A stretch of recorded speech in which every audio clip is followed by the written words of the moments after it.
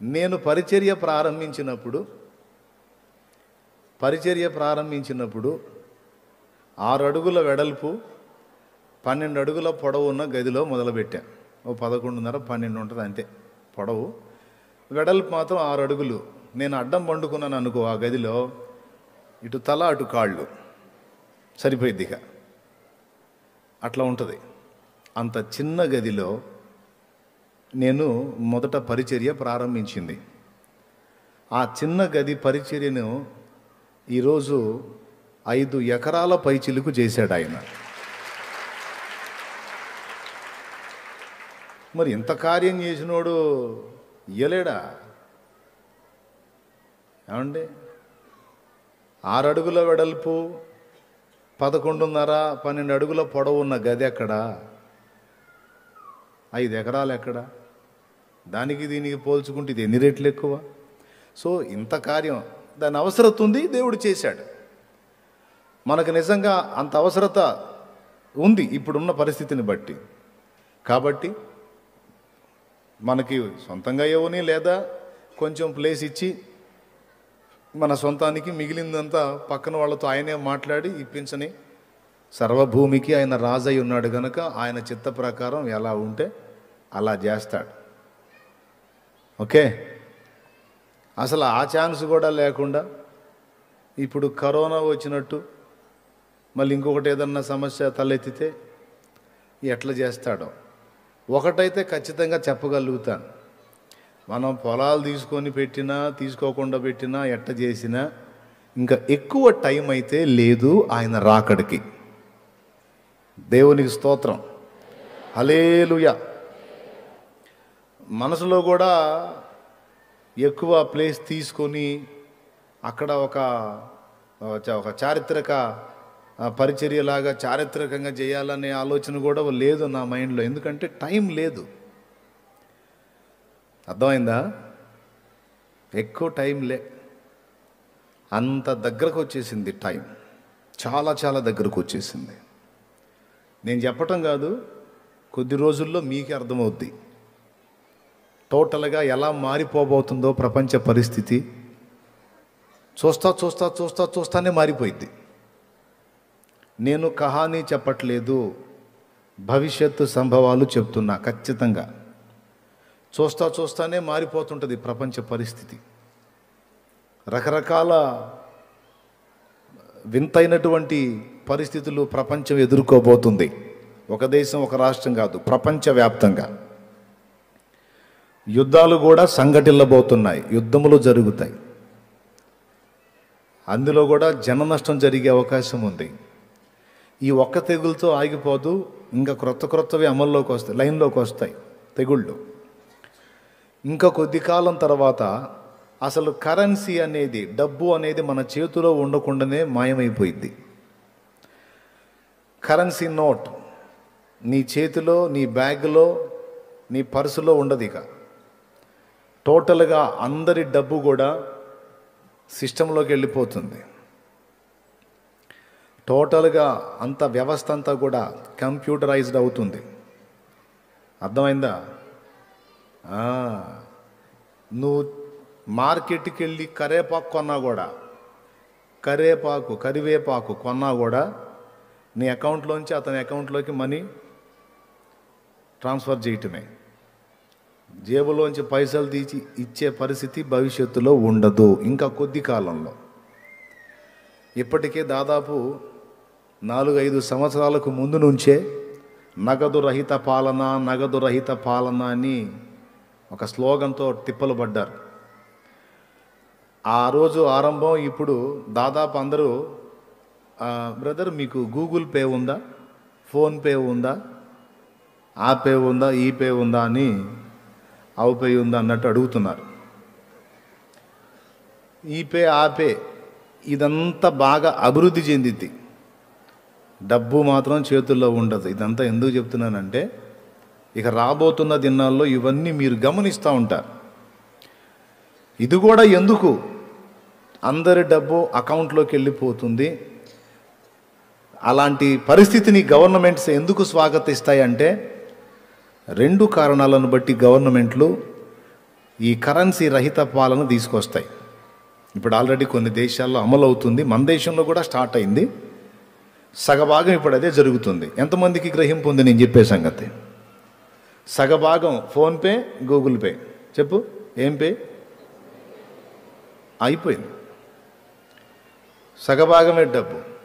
గవర్నమెంట్లు ఎందుకు భవిష్యత్తులో అలాంటి కఠిన నిర్ణయం తీసుకొని టోటల్ మనీ అంతా కూడా అకౌంట్ల రూపంలో సిస్టంలోకి పంపిస్తాయంటే 2 కారణాలు. మొట్టమొదటిది, డబ్బు కరెన్సీ రూపంలో ఉంటే బ్లాక్ చేసుకోవడానికి అవకాశం ఉంటుంది.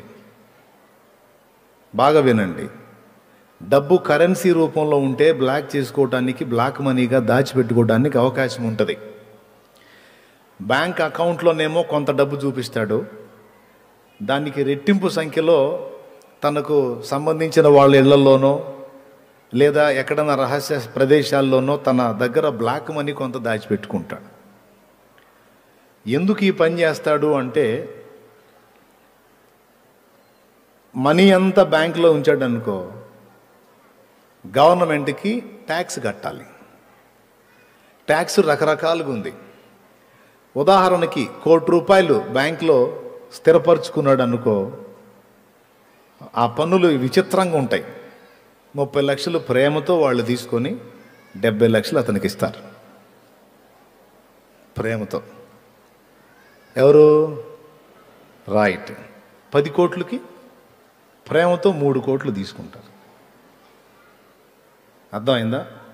ఇంత ట్యాక్స్ నేను కష్టపడి, నేను సంపాదించి, నేను నానా గడ్డి తిని ఇబ్బందులు పడి ఇచ్చేస్తే మరి గవర్నమెంట్ ఎంత తీసేసుకుంటుంది అన్న ఫీలింగ్తో ఫస్ట్ నుంచి ఇప్పటిదాకా చాలామంది బ్లాక్ మనీని భద్రం చేస్తూ ఉంటారు. ఆ బ్లాక్ మనీని బినామీ పేర్లతో బిల్డింగులు, అపార్ట్మెంట్లు, స్థలములు, పొలములు గట్రా కొంటుంటారు. బినామీ పేరు అంటే వేరే వాళ్ళ పేరు. ఆ నమ్మకస్తుల్ని కొంతమందిని చూసుకొని వాళ్ళ పేర్లు పెట్టి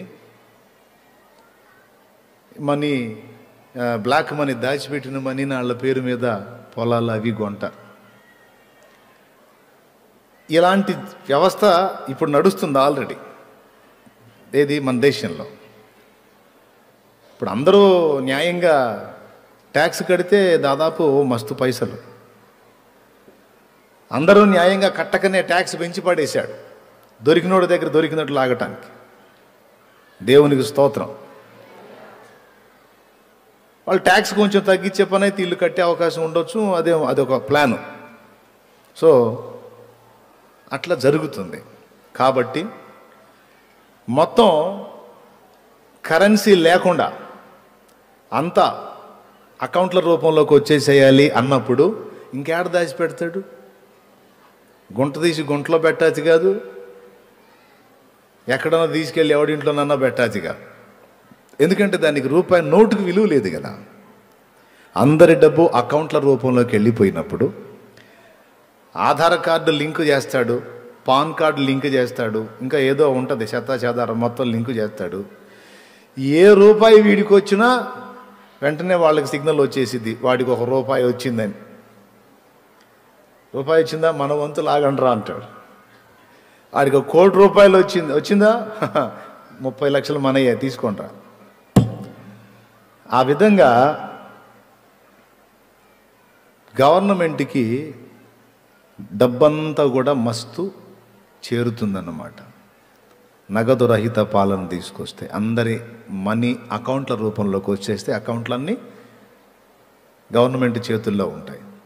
ఎవడు ముసుగులో పెట్టడానికి ఉండదు. ఇక ఎవడు ఏది కొన్నా లెక్క చెప్పాలా.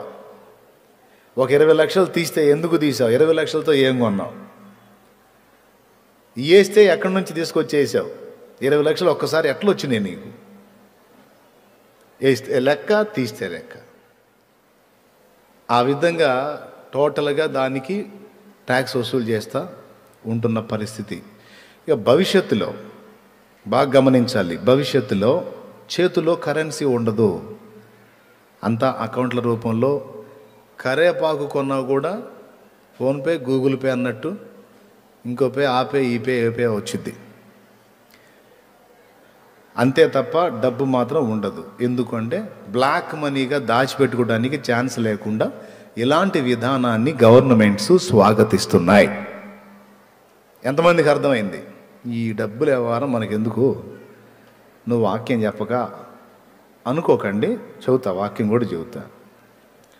అయింది. రెండవది, నగదు రహిత పాలన. డబ్బు లేకుండా, అంటే కరెన్సీ చేతిలో పట్టుకునే పరిస్థితి లేకుండా అంత అకౌంట్ల రూపంలోకి ఎందుకు అంటే, రెండో కారణం చెప్తా. ఇది మేజర్గా చూపించి మరీ వాళ్ళు అలా చేసే అవకాశం ఉంది. అదేంటంటే, మొన్న కరోనా వచ్చింది. కరోనా వచ్చినప్పుడు కరోనా రకరకాల కారణాల చేత వస్తుంది.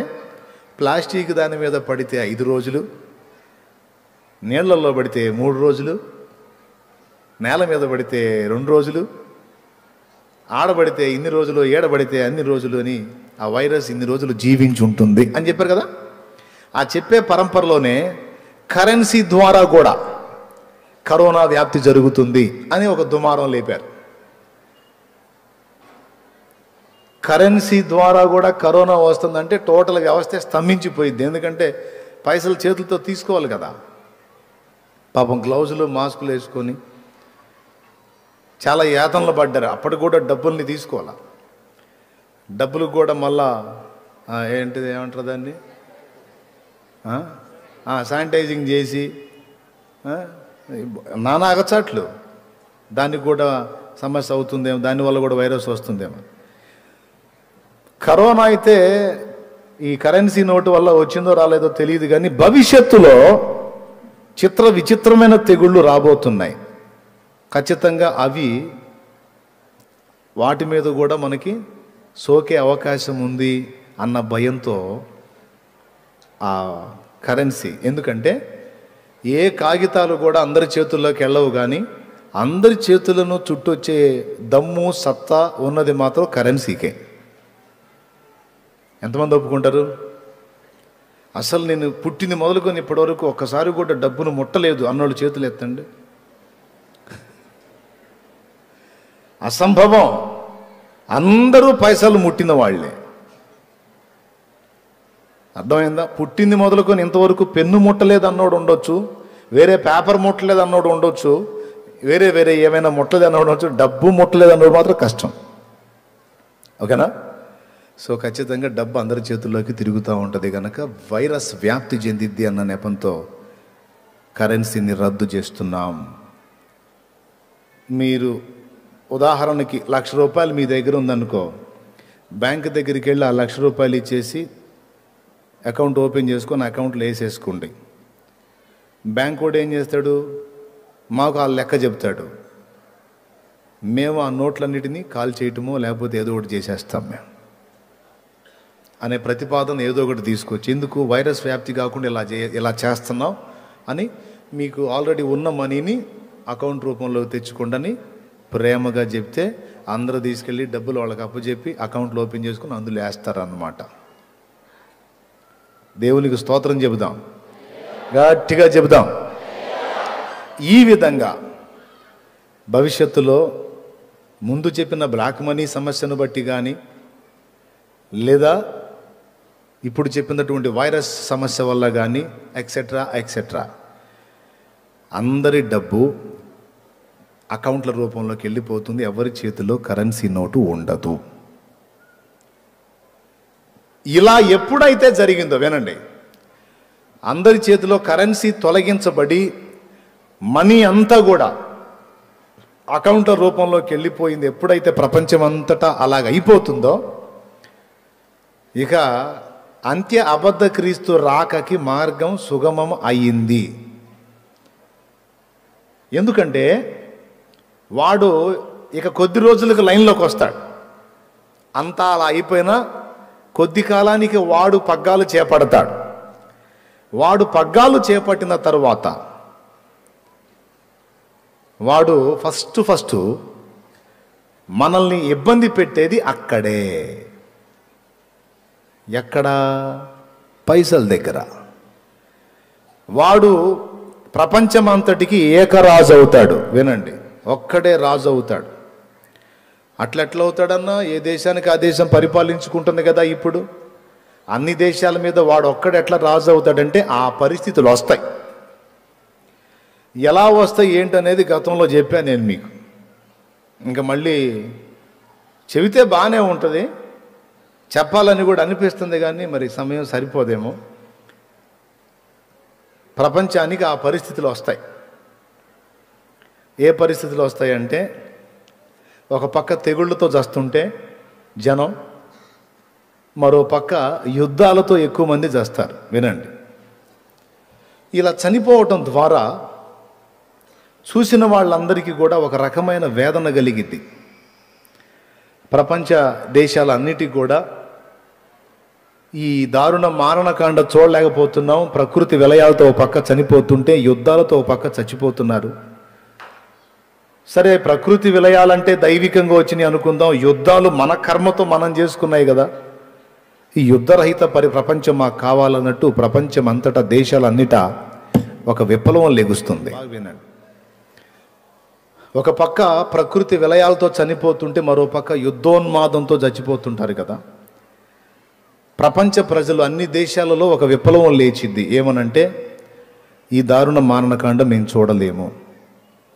ఒక్కొక్కడు రెడీ చేసి పెట్టుకున్నారు అణుబాంబుల్ని, రకరకాల క్షిపణుల్ని రెడీ చేసి పెట్టుకున్నారు. మొన్న బైడెన్ ఎప్పుడైతే లైన్లోకి వచ్చాడో ఉత్తర కొరియా వాడు వెంటనే అణుప్రయోగం చేశాడు. అంటే ఏంది? దమ్ముందా, ఆడిపోయాడు, నువ్వు వచ్చావు సై మరి అన్నట్టు. అంటే రెచ్చగొట్టే చర్య. మరో పక్క భారత్ మీదికి ఒకప్పుడు పాకిస్తాన్ శత్రు దేశంగా ఉండేది, ఇప్పుడు చైనా, టర్కీ కూడా, ఈ మూడు ఏకమై, పాకిస్తాన్, టర్కీ, చైనా మూడు కలిసి భారత్ను ఢీకొట్టడానికి కుట్ర చేస్తున్నాయి. బాగా వినండి, అర్థమైందా? తర్వాత రష్యా ఇజ్రాయెల్తో ఫైట్ చేయడానికి ఆలోచన చేస్తుంది. రష్యా ఇజ్రాయెల్తో ఫైట్ చేయడానికి ఆలోచన చేస్తుంది. అది నిజంగా ఫైట్ చేయడానికి కదిలిన నాడు ఇంకా అన్నిటికీ ముహూర్తం దగ్గరకు వచ్చిందని అర్థం. మూడు రకాలు చెప్పా. ఒక పక్క ఉత్తర కొరియా వాడు అమెరికాని డి అంటే డి అంటున్నాడు. ఒక పక్కన భారత్నేమో చైనా, పాకిస్తాన్, టర్కీ మూడు ఏకమై ఢీ కొట్టడానికి ప్లాన్ చేస్తున్నాయి. మరో పక్కన రష్యా ఇజ్రాయెల్ దేశం మీదకి వెళ్ళడానికి ఆలోచన చేసి, మంతనాలు చేసి, దానికి మిత్ర దేశాలను కూడా సంభాషణలు చేస్తూ మంతనాలు జరుపుతున్నట్టు విశ్వసనీయ సమాచారం. కాబట్టి ఎక్కడ ఏది ముందుకొచ్చినా ప్రాణ నష్టం తప్పనిసరి. బాగా వినాలి. ఇకపోతే ఈ వ్యవహారం అటుంచితే, అరబ్ దేశాలు భవిష్యత్తులో జరగబోతుంది, గుర్తుపెట్టుకోండి. అరబ్ దేశాలు 10 దేశాలు కలిపి ఒక్కటే దేశంగా మారబోతుంది. కారణం ఏదైనా కావచ్చు. మనం ఇంతమంది ఉండి స్వతంత్రులంగా ఎవడికోడు పాలన చేసుకుంటుంటే ఎవడు మనల్ని లక్ష్య పెట్టట్లేదు. ప్రపంచం అంతటా మనం ముద్ర వేయాలంటే మన విడివిడి దేశాలుగా కాకుండా మనందరం ఇస్లామిక్ సంబంధులం కాబట్టి మనందరం కలిసి ఒక్కటే దేశం అయిపోదాం. అప్పుడు 10 దేశాలు కలిసి ఒక్కటే అయిపోయి ఒకటే ముద్ర, ఒకటే రాజు అయినప్పుడు అమెరికా కంటే కూడా అదే అగ్రరాజ్యం అవుతుంది. బాగా వినాలి. ఇప్పుడు అమెరికా అగ్రరాజ్యం కదా, దానికంటే కూడా అది అగ్రరాజ్యం అయిపోతుంది.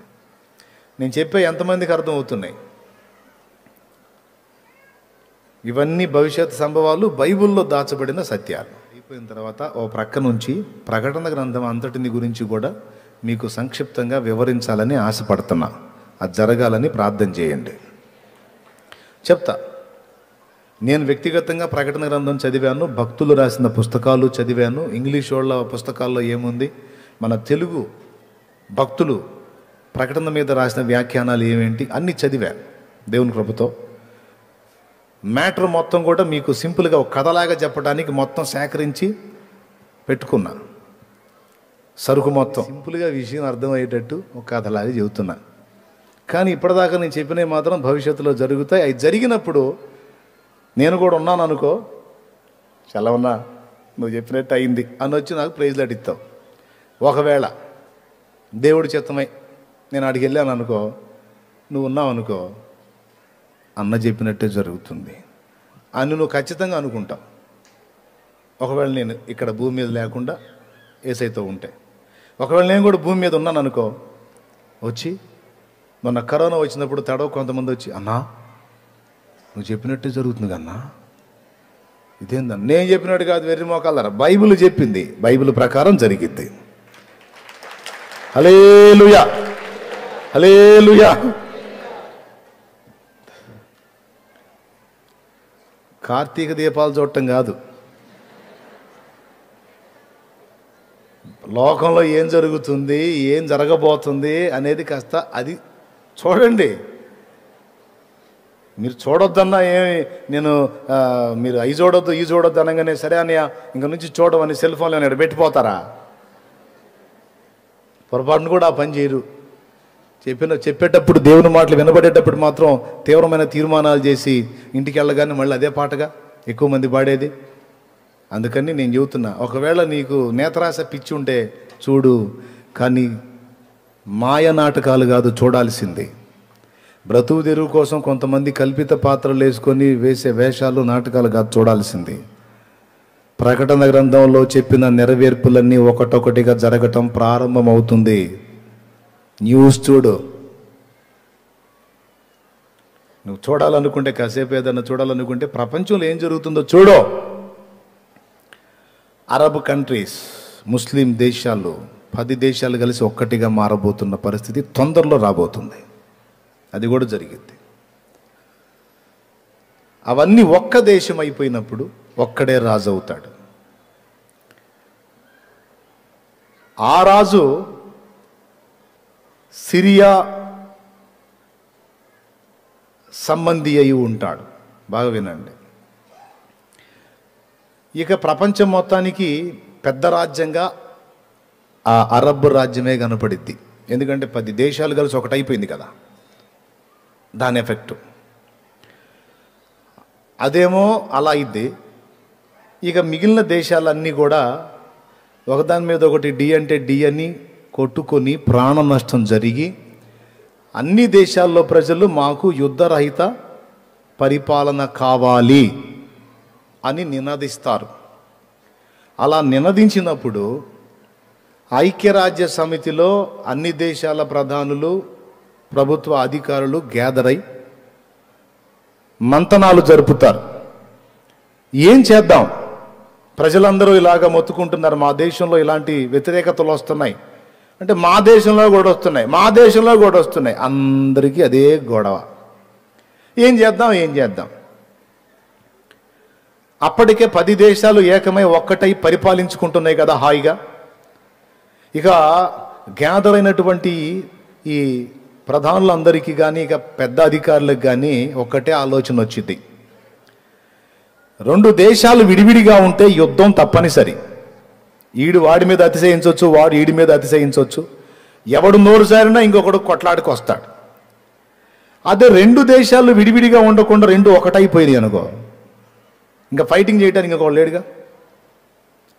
కాబట్టి వాళ్ళు 10 మంది కలిసి ఒక్కటైపోయి అంత చక్కగా పరిపాలించుకుంటున్నప్పుడు మనం ఓ పని చేద్దాం, మనందరం కలిసి ఒక్కటైపోదాం. ఇప్పుడు అందరు ప్రధానులు ఉంటారు కదా, అందరు ప్రధానుల పేర్లు రాద్దాం. అఫ్కోర్స్ యాజ్ ఇట్ ఈజ్కి ఇలానే జరగకపోవచ్చు, ఏది పేర్లేసి చీటీ తీసే సెక్షన్ జరగకపోవచ్చు, కానీ మొత్తం మీద మాత్రం అందరం కలిసి ఒక్కటే దేశం అయిపోదాం అనేటువంటి తీర్మానం అయితే జరిగింది. అందరం కలిసి ఒక్కటే దేశం అయిపోయి ఒక్కటే రాజుని ఎంపిక చేద్దాం, ఒక్కటే ముద్రను అమల్లోకి తెద్దాం. అప్పుడు 2 దేశాలు విడివిడిగా ఉంటే కొట్లాట, యుద్ధం ఉంటుంది కదా, అవి 2 లేకుండా విడిగా ఉండకుండా 2 కలిసిపోతే ఇంకా గొడవ ఏముంది? తెలంగాణ, ఆంధ్ర 2 కలిసి ఉన్నప్పుడు ఏమన్నా లొల్లుందా? నీళ్ల విషయంలో కానీ ఎక్సెట్రా లేదు. ఇప్పుడు విడిపోయినందున ఆ మధ్య నీళ్ళ కాడ కొంచెం క్లాష్ అయింది. ఇంకా మరికొన్ని విషయాల్లో క్లాష్ అయిందా లేదా?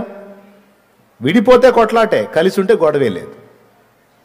ఈ కారణాన్ని బట్టి అన్ని దేశాలు కలిసి మనం ఒకటైపోదాం, మనలో ఒకడిని రాజుగా నియమిద్దాం అని ఆలోచనకు వస్తారు.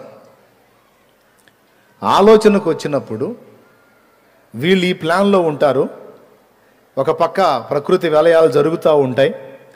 అమెరికా అన్ని విధాలా ఎఫెక్ట్ అయిపోయి ఆర్థిక మాంద్యంతో, ప్రకృతి వైపరీత్యాలతో, రకరకాల పరిస్థితులతో అమెరికా భయంకరంగా ఎఫెక్ట్ కాబోతుంది. భవిష్యత్తులో అగ్రరాజ్యం అని పేరే కానీ ఆ స్థాయిని కోల్పోతుంది అమెరికా. ఎక్కడి దాకా ఎందుకు? మొన్న ట్రంప్ టైంలోనే టెన్షన్ వచ్చింది ఆయనకి. ఎందుకు అంటే విపరీతమైన జన నష్టం జరుగుతుంది ఈ కరోనా వల్ల. జరుగుతున్నా సరే లాక్డౌన్ ప్రకటించాల చాలా కాలం. ఎందుకు ప్రకటిస్తే అన్ని విధాలా ఎఫెక్ట్ అవుతుంది. దాని యొక్క అగ్రత్వాన్ని కోల్పోయే ప్రమాదం కూడా ఉంది. ఆ కారణం చేత వ్యవస్థ నడవటానికి బ్రేక్ లేకుండా కొంతకాలం నడిపినందుకు ఎక్కువ మంది ఎఫెక్ట్ అయిపోయారు. ఏమండి, లైన్లో ఉన్నారా? ఎటన్నా పోయారా? ఎంతమంది ఉన్నారు లైన్లో? రైట్, దేవునికి స్తోత్రం కలుగును గాక. మొన్ననే ఆ డేంజర్ వచ్చింది, దానికి కొద్దిగా మళ్ళా తప్పించుకుంది. ఇక రాబోతున్న రోజుల్లో మాత్రం ఖచ్చితంగా అయింది. ఏమిరా అమెరికా మీద ఏమైనా పగబట్టావా అంటే నేను కాదు, దేవుని యొక్క గ్రంథం చెబుతున్న సాక్ష్యం. అమెరికా అలాంటి ప్రతికూల పరిస్థితి ఎదుర్కొని అగ్రరాజ్యం అన్న పేరు పొందిందే అయినప్పటికీ శక్తిహీనంగా ఉండిపోతుంది. ఓకే, మిగిలిన దేశాలన్నీ కలిసి మనం ఒక్కటే దేశం అవుదాం అనే ఆ మంతనాల్లో ఉంటారు. ఆ ప్రక్క 10 మంది రాజులు ఏకమై ఒకడికే రాజ్యాన్ని అప్పచెప్తారు. దాన్ని దశరాజ్య కూటమి అంటారు. ఆ దశరాజ్య కూటమికి ఒకడు రాజుగా ఉంటాడు కదా, వాడు పరిపాలన మొదలు పెడతాడు. ఆ పరిపాలన బాగానే ఉందని వీళ్ళు అనుకుంటారు. వినండి, ఎవరు? ఈ మిగిలిన దేశాల వాళ్ళు.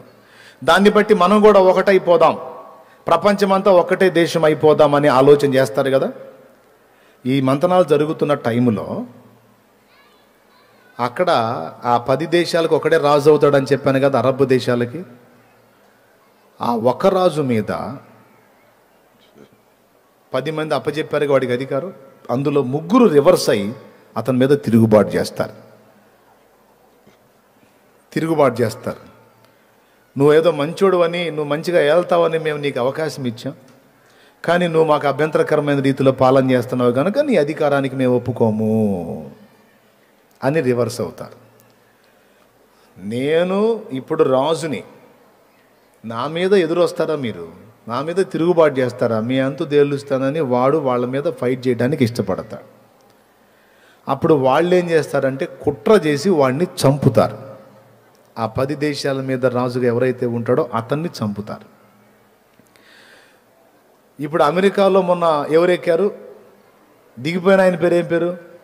పెద్దగా చెప్పండి, పెద్దగా చెప్పాలి. ట్రంప్ దిగిపోయాడు. ఎవరెక్కారు? బైడెన్. అమ్మ, పిల్లలు కూడా అంటున్నారు ట్రంప్ దిగాడంట, బైడెన్ ఎక్కాడంట. ఒరే బాబు, ఒక మాట చెప్పండి, తమిళనాడు ముఖ్యమంత్రి ఎవరు నాన్న? తెల్వది. ఒరిస్సా ముఖ్యమంత్రి ఎవరమ్మా? తెల్వది. మహారాష్ట్ర ముఖ్యమంత్రి ఏమో. కర్ణాటక ముఖ్యమంత్రి ఏమో. మీరు చెప్పండి, చాలా వరకు తెలియదు. అరే, మన దేశంలో మన రాష్ట్రాలకు ఉన్న ముఖ్యమంత్రులు ఎవడో మనకు తెలియదు, కానీ అమెరికా అధ్యక్షుడు మాత్రం ఎవడు దిగిన ఆయన పేరు ఏం పేరు బాబు అంటే పిల్లలతో సహా ట్రంపు అన్నారు.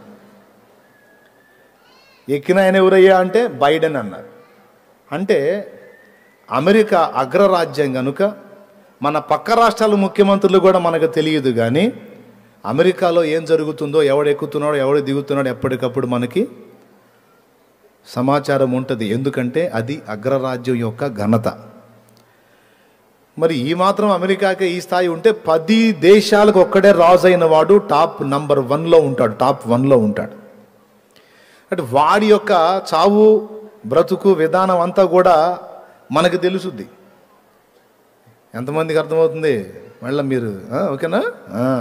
మనకు తెలిసిద్ది. కాబట్టి ఫలానా దేశాల మీద అధిపతిగా అయిపోయిన ఆ రాజు గారిని ఫలానా కారణం చేత చంపారట. ప్రజల సందర్శనార్థమై ఆయనను ఇదిగో ఇలాగ ఉంచారు అని ఆయనని అలా పెట్టి అందరూ చూడటానికి 3 రోజులనో 5 రోజులనో ఉంటుంది కదా. పెద్ద పెద్దోళ్ళు పోతే వెంటనే తీసుకెళ్ళి గుంటలో పెట్టరు. మామూలు వాళ్ళు పోతే పోయిందాకా ఇబ్బందే, పోయినోడిని బూడ్చిపెట్టిన దాకా ఇబ్బంది. మా పేణం తీస్తుంటా. ఒక్కొక్కళ్ళు అయితే సమాధి కార్యక్రమం దగ్గర ఒక్కొక్కళ్ళు అయితే ఏం తపన పడుతుంటారో. మనోడు ఎవరైనా వాక్యం చెబుతున్నాడు అనుకో, పరిగెత్తుకుంటూ వస్తాడు, పాస్టర్ గారు కానండి అంటాడు. అరే చచ్చిపోయినోడు రా పాపం, ఆ కుటుంబం చూస్తున్నారండి, తొందరగా తీసే అరే సచ్చిందాకా ఆలస్యమే, తీసుకెళ్ళి బూడిచిపెట్టిందాకా ఆలస్యం ఎందుకు, ఇక ఎన్ని చెప్పుకున్నా ఎన్ని అనుకున్నా పోయినోడు రాడుగా అని వీడి ఫీలింగు. బయటోడు కాదా, కుటుంబ సభ్యులే, సొంత వాళ్ళే. ఇంకెందుకు, ఇంకా కానిచ్చేద్దాం, ఇంకెవరు లేరు, ఇంకొచ్చేది ఎవరు లేరు, ఇంకెళ్ళిపోవటమే. తొందరపడుతుంటారు. కానీ ప్రపంచం మొత్తం గుర్తించినటువంటి వ్యక్తి చేస్తే డింగ్మని తీసుకెళ్ళి గుంట్లో పెట్టరు. చూడటానికి ప్రజల సందర్శనార్థమే అతనిని భద్రపరిచి అందరూ చూడటానికి ఏర్పాటు చేస్తారు. అలాగా అతనిని 3 దినాలు ప్రజల సందర్శనార్థమే ఉంచుతారు. ఉంచినప్పుడు అతడేం చేస్తాడంటే 3వ రోజు అందరూ చూస్తూ ఉండగానే దిగ్గున లేచి కూర్చుంటాడు చచ్చిపోయినోడు. ఆ వింత ఇప్పుడు టీవీలు మారిపోయి సెల్ ఫోన్లు వచ్చినాయిగా. బాత్రూంలో కూర్చొని సెల్ చూసేవాడికి కూడా సమాచారం అందిద్ది. దేవునికి స్తోత్రం, హల్లెలూయా. కొంతమంది అంతే కదా, బాత్రూంలో పోయి ఆ కొద్ది టైం ఎందుకు వేస్ట్ చేయాలి కదా, అది ఆ స్థితిలో ఉన్నోడికి కూడా మ్యాటర్ అందిద్ది. ఏమని, ఫలానా వ్యక్తి ఇలా చనిపోయాడు, ఇలా లేదు. ఇప్పుడు సింపుల్, ఇప్పుడు మన టీవీలో ఎంత డెవలప్ అయినాయి చూడండి. న్యూస్ వాళ్ళు స్టేజీ మీద మెట్లు ఎక్కిపోతా ఒక మంత్రి గారి కాలు జారింది అనుకో. మొన్న ఆ మధ్య ఎవరు కూతురో పాపం జారి పడింది. ఆమె పడింది ఒకసారే, టీవీ వాళ్ళు 1000 సార్లు పడేశారు ఆమెని. ఆమె పడింది ఒకసారే, పడ్డది, దులిపేసుకొని లేచి వెళ్ళిపోయింది. ఆమె పనిలో ఆమె ఉంది. ఆ పొద్దున్న నుంచి సాయంత్రం దాకా ఆమె పడుతూనే ఉంది.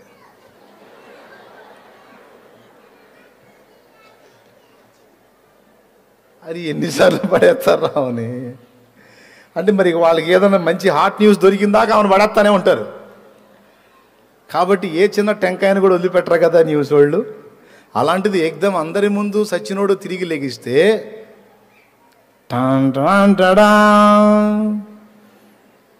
ప్రపంచం మొత్తాన్ని ఆశ్చర్యంలో ముంచెత్తినటువంటి అద్భుత సంఘటన అని మొదలుపెట్టి అదంతా లైవ్ చూపిస్తూ ఉంటారు.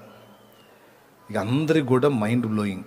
రియల్గా అందరి ముందు చనిపోయాడు, రియల్గా అందరి ముందు 3వ నాడు తిరిగి లేచాడు. తిరిగి లేచిన తర్వాత వాడు అంతటితో ఊరుకోడు. అంతకుముందు తను ప్రదర్శించని వింతైన శక్తులు తిరిగి లేచిన తర్వాత వాడు ప్రదర్శించటం మొదలు పెడతాడు. ఇలా మొదలుపెట్టిన తర్వాత ప్రపంచ ప్రజలంతా కూడా ఆశ్చర్యానికి గురవుతారు. ఏంటిది, ఆకాశం నుండి అగ్ని కురిపించగలుగుతాడు, నీళ్ళని రక్తంగా మార్చగలుగుతాడు, కొన్ని వింత వింత క్రియలు చేయగలుగుతాడు. అందరూ చూస్తుండగా ప్రజలంతా ఆశ్చర్యచకితులైపోయి వింతగా ఆయన్ని గమనిస్తూ ఉంటారు. అయ్యా ఇంతకి తమరెవరు అని అడుగుతారు. అప్పుడు చెప్తాడు, మీరు అనుకుంటున్న రాజు గీజు కాదురా, నేనే నిజమైన క్రీస్తును అని.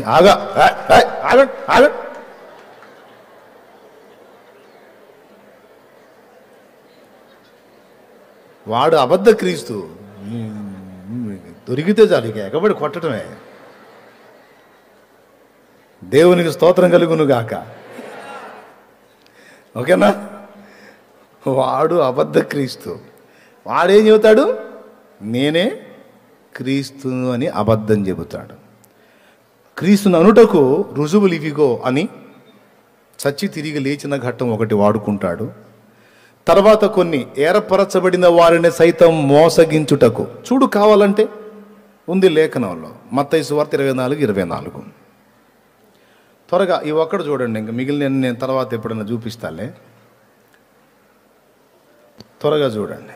అబద్ధపు క్రీస్తులను అబద్ధపు ప్రవక్తలను వచ్చి సాధ్యమైతే ఏర్పరచబడిన వారిని సహితము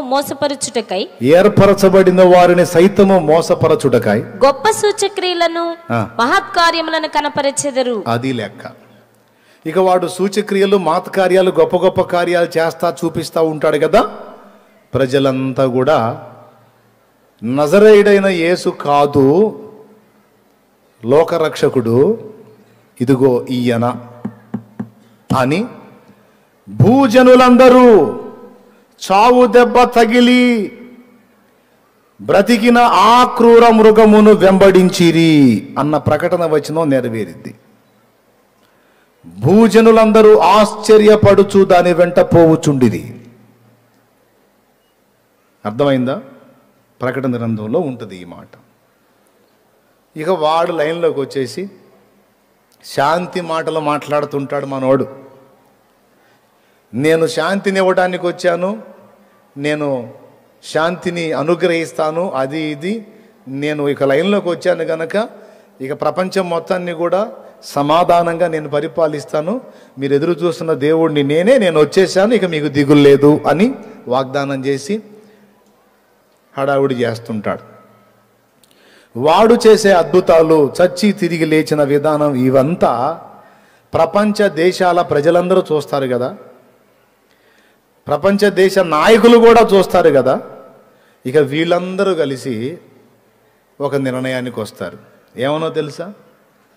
ఇప్పటిదాకా మనం మనుషులను వెళ్దాం అనుకుంటున్నాం, అందరం ఒక్కటైపోయి. ఇప్పుడు దేవుడే మన మధ్యలోకి వచ్చాడు.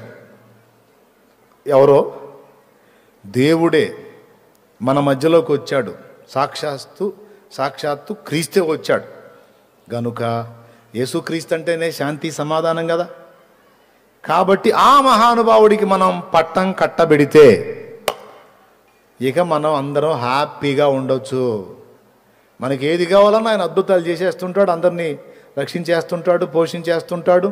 ఇక ఏది జరిగినా ఆయన అనుమతి లేకుండా ఏది జరగదుగా. సర్వభూమి ఆయనదే కదా, దేవుడు కదా అని అతనిని దేవుడిగా విశ్వసించి ఇక అతనే రాజై పాలిస్తే ఇంకంతకంటే కావాల్సిందేముందని అందరూ కలిసి అతనికి పట్టం కట్టడానికి, ప్రపంచమంతటి మీద అతని రాజుగా నియమించడానికి ఇష్టపడతారు. ప్రపంచమంతా ఇష్టపడిద్ది కానీ ఇశ్రాయేలు ఒప్పుకోదు. అర్థమైందా? ఇశ్రాయేలు ఒప్పుకోదు. క్రీస్తు ఆయన అని మీరు అంటున్నారు, కానీ అతను పుట్టింది వేరు, అతను ఆరాధించింది వేరు, అతని పితరులు వేరు. చచ్చిపోయి తిరిగి లేచాడు, దాన్ని మేము కూడా ఒప్పుకుంటాం. కానీ మాకు కొన్ని కోడ్ అవుతున్నాయి, కొన్ని కోడ్ కావటల్లా. గనుక మేము అతన్ని కొంచెం ఆలోచిస్తున్నాం అతని గురించి అని వాళ్ళ ప్రకటన రిలీజ్ చేస్తారు. ఈలోపు ఒక అబద్ధ ప్రవక్త ఇశ్రాయేల్లో రెడీగా ఉంటాడు. వీడికి సపోర్ట్ చేయటానికి అబద్ధ ప్రవక్త వాడి లైన్లోకి వచ్చి ఇశ్రాయేలు మొత్తాన్ని అద్భుతాలతో సూచక్రియలతో ఆకర్షిస్తాడు. వాడికి కూడా అతీత శక్తులు ఉంటాయి అబద్ధ ప్రవక్తకి. ఇశ్రాయేలు మొత్తం కూడా అతన్ని ప్రవక్త అని నమ్ముతుంది, నిజానికి మాత్రం వాడు అబద్ధ ప్రవక్త. దేన్ని బట్టి నమ్ముతుంది అంటే సూచక్రియలు మహత్ కార్యాలను బట్టి. అదే 1 కొరింథీ పత్రిక 1వ అధ్యాయంలో పౌలు మహనీయుడు అంటాడు, యూదులు సూచక క్రియలను అడుగుచున్నారు, గ్రీసు దేశస్థులు జ్ఞానమును వెతుకుచున్నారు, మేము సిలువ వేయబడిన క్రీస్తును ప్రకటించుచున్నామన్నాడు పౌలు. యూదులు సూచక క్రియలకు ఆకర్షితులు గనుక ఆ అబద్ధ ప్రవక్త లైన్లోకి వచ్చి సూచక్రియలు మహత్కార్యాలు అక్కడ చేస్తూ ఉంటాం కారణం చేత ఇజ్రాయేల్ మొత్తం కూడా అతనికి కనెక్ట్ అయి ఉంటుంది. అర్థమైన వాళ్ళు స్తోత్రం చెప్పండి. ఇది ఎన్నిసార్లు విన్నా మళ్ళీ ఇంట్రెస్ట్గానే ఉంటుంది, ఎందుకంటే నిజంగా భవిష్యత్తులో జరగబోతున్న సంభవం కాబట్టి. దీన్ని ఎత్తుకుంటేనే నాకు ఆ బుద్ధి కాదు, అదొక బలహీనత అయిపోయింది. సరే పాయింట్కి వస్తా. ఇక వాడి కార్యాలను బట్టి, ఆ అబద్ధ ప్రవక్త కార్యాలను బట్టి ఇజ్రాయెల్ మొత్తం వాని కనెక్ట్ అయి ఉంటుంది. వీడు ఆ అబద్ధ క్రీస్తుకు సపోర్ట్గా ఉంటాడు. వీడు అడుగుతాడు ఇజ్రాయెల్ని, ప్రపంచమంతా ఏకమై అతన్ని అంగీకరిస్తే మీరు మాత్రం కాదంటారేమిటి అంటాడు. అప్పుడు ఇజ్రాయెల్ పెద్దలు చెప్తారు ఏమనంటే, అయ్యా ప్రవక్త గారు, మీ మాటకు మేము అవిధేయత చూపేవాళ్ళమా? ఎంత మాట! కాకపోతే మా లేఖనాలను అనుసరించి అతని జీవితాన్ని, గతాన్ని, అతని పరిస్థితిని, అతని ఆరంభాన్ని అంతా చూస్తుంటే కొన్ని కోడ్ అవ్వట్లేదు, సింక్ అవ్వట్లేదు, అందుకని డౌట్గా ఉంది మాకు అంటారు. ప్రవక్తనైనా నేను చెబుతుంటే మీకు డౌటా అంటాడు వీడు. అర్థమైందా? వాళ్ళ ఆలోచనలో పడతారు. అప్పుడు వాడేం ప్రతిపాదన చేస్తాడంటే, ఓ పని చేయండి, అట్టయితే ప్రపంచంలోని ఇతర దేశాల వాళ్ళందరూ ఏకమై అతడు మమ్మల్ని పర్మనెంట్గా ఏలవచ్చని తమ అధికారాన్ని అతనికి ఇవ్వడానికి ఇష్టపడ్డారు.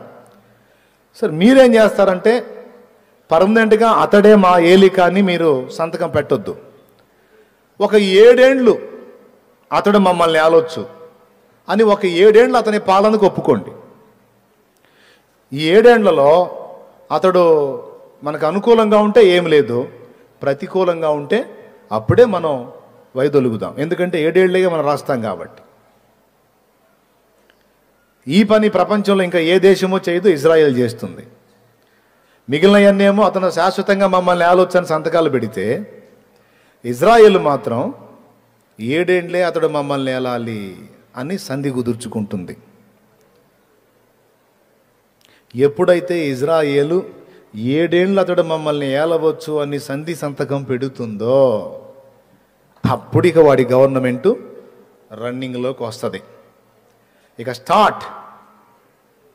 ఇక వాడు దేవుడు అన్నట్టు. ఇక ప్రపంచం అంతటా వాడే రాజు, ఆఖరికి ఇజ్రాయెల్తో సహా. ఇక భూమి మీద వాడికి రివర్స్ ఎవరన్నా ఉంటారా? ఇక వాడు ఆడిందే ఆట, పాడిందే పాట. అవునా కాదా? చెప్పండి. అవునా కాదు?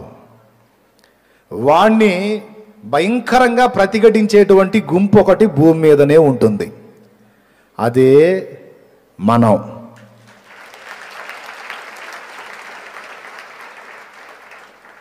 ప్రకటన గ్రంథ లేఖనాలు చెప్పిన ప్రకారం నువ్వు వచ్చావరా, నీ చరిత్ర మిగిలిన వాళ్ళకి తెలియదు, మాకు తెలుసు.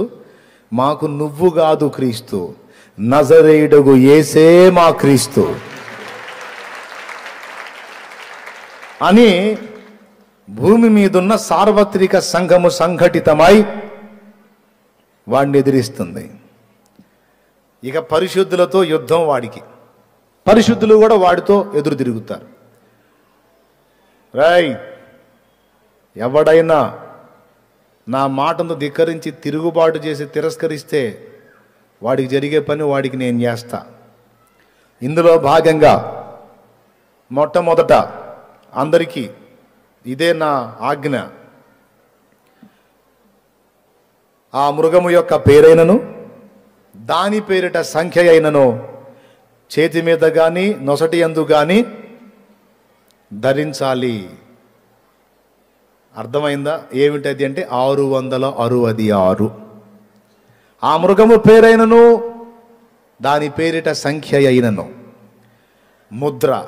అది కలిగి ఉన్నవాడు తప్ప క్రయ విక్రయములు చేయుటకు ఇక ఎవరికి అధికారము లేదు. నీ దగ్గరున్న వస్తువు అమ్మాలన్నా, ఎదురున్న వస్తువు కొనాలన్నా, కరివేపాకు కొనాలన్నా కూడా మార్కెట్కి వెళ్తావు, ఒక కట్ట కరివేపాకు అయ్యా అంటావు. అతను ఏమంటాడు తెలుసా? ముద్ర ఏది అంటాడు. ముద్ర ఏంది అంటే నీ పేరు చెప్పు అంటే పేరు చెప్తాడు. అకౌంట్ ఓపెన్ కాదు. అకౌంట్ ఓపెన్ కావట్లా అంటే ఓపెన్ కాదు బాబు అంటాడు. ఎవరు? సత్క్రైస్తవుడు. ఎందుకు కాదు అంటే ముద్ర వేయించుకోలేదని. ముద్ర వేయించుకోకపోతే ఎక్కడ ఇస్తావు యాపబో అంటారు. కొనుటకైనను అమ్ముటకైనను అవకాశం ఉండదు. ఎందుకు తెలుసా? వాడు అక్కడి నుంచి ఆజ్ఞ జారీ చేస్తాడు. ముద్ర వేయించుకుంటేనేమో యుగ యుగాలు దేవుని ఉగ్రతను కోపమును మద్యం తాగాల్సి ఉంటుంది. వేయించుకోపోతేనేమో వాడు కూడు నీళ్లు లేకుండా చేస్తాడు. ఇప్పుడు నిజ క్రైస్తవుడు ఎవడో డూప్లికేట్ ఎవడో బయటపడిద్ది. ఎంతమందికి అర్థమైందో స్తోత్రం చెప్పండి. హల్లెలూయా. చాలామంది కోటాలు పెట్టి యేసుప్రభు అద్భుతాలు సూచక్రియలు మాతకార్యాలు చేస్తాడు, అట్లా చేస్తాడు ఇట్లా చేస్తాడంటే నమ్ముకున్నాం, కానీ కూడు నీళ్ళు లేకుండా చంపుతాడంటే నేను ఎందుకు నమ్ముకుంటాను? అమ్మాయి నేను పోతున్నా, ఎక్కడికమ్మా? ముద్ర వేయించుకుంటా. పిచ్చి మొహమా, వాడి పరిపాలన అంతా 3.5 ఏండ్లు. వాడు మనల్ని చంపినా లేక ఆకలితో మనం చచ్చినా నువ్వేం చింతపడొద్దు, మళ్ళా యేసయ్య లేపుతాడు. నా మాట విను, వద్దు అని సత్క్రైస్తవురాలు తన తండ్రినో తల్లినో ఆపుతుంది. మరి అన్న వాడు కూడు నీళ్ళు లేకుండా చేస్తే మరి యేసయ్య మనకేం చేస్తాడు? భయపడొద్దు. వాడు అన్నం లేకుండా నీళ్లు లేకుండా చంపడానికి ప్రయత్నించినా, వాడు నీకు ప్రాణహాని తలపెట్టడానికి ప్రయత్నించినా హతసాక్షుల లెక్కలో ఉన్నవాళ్ళు మాత్రమే హతులవుతారు తప్ప ఇక మిగిలిన వాళ్ళందరినీ దేవుడు ఏలియా దేవుని వలె ఆనాడు పోషిస్తాడన్నమాట. దేశమంతా కరువు, ఏలియాకు మాత్రం రొట్టెలు మాంసం. అట్లాగా ముద్ర వేయించుకున్న వాళ్ళకేమో జల్సాగా అన్నీ ఉన్నాయి అని ఆనందపడుతుంటారు ముద్ర వేయించుకున్న వాళ్ళు. ముద్ర లేనోడేమో మోకాళ్ళలోని ప్రభువా నువ్వే ఆహారం పంపించు, నువ్వు ఏలియా దేవుడివై ఆనాడు ఏలియాకి ఆహారం ఇచ్చావు కదా, ఈరోజు నేను నా భార్య నా పిల్లలు ఆకలితో ఉన్నాం దేవా, దయచేసి మాకు ఆహారం పంపు అంటే ఆనాడు అద్భుతమైన రీతిలో ఆయన నీకు పోషణ పంపుతాడు. అన్నా నిజంగా పంపుతాడో వదిలేస్తాడో అనే డౌటు నీకు అక్కర్లేదు. అర్థమైందా? ఇంకొకటి కూడా చెప్తా, ఆ రోజు హతసాక్షి మరణానికి కూడా నువ్వు వెనకాడవు. యేసు ప్రభుని నజరేయుడుకు యేసుని నమ్ముతావా? నీకు శిరచ్ఛేదం చేయమని ఆజ్ఞ వచ్చిందంటే తొందరగా పదండి ఆ కార్యక్రమం కానివ్వండి అని నువ్వే వాళ్ళ వెంట పడతావు. ఎందుకన్నా మెంటలెక్కిద్దా ఏంది అని అడగవాకు. మెంటలెక్కదు, ఆత్మ అభిషేకం కుమ్మరించబడిద్ది.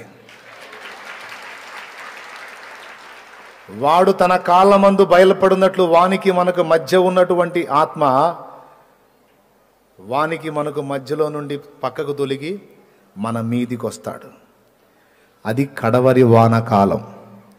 ఇక కుమ్మరించబడిద్ది అభిషేకం.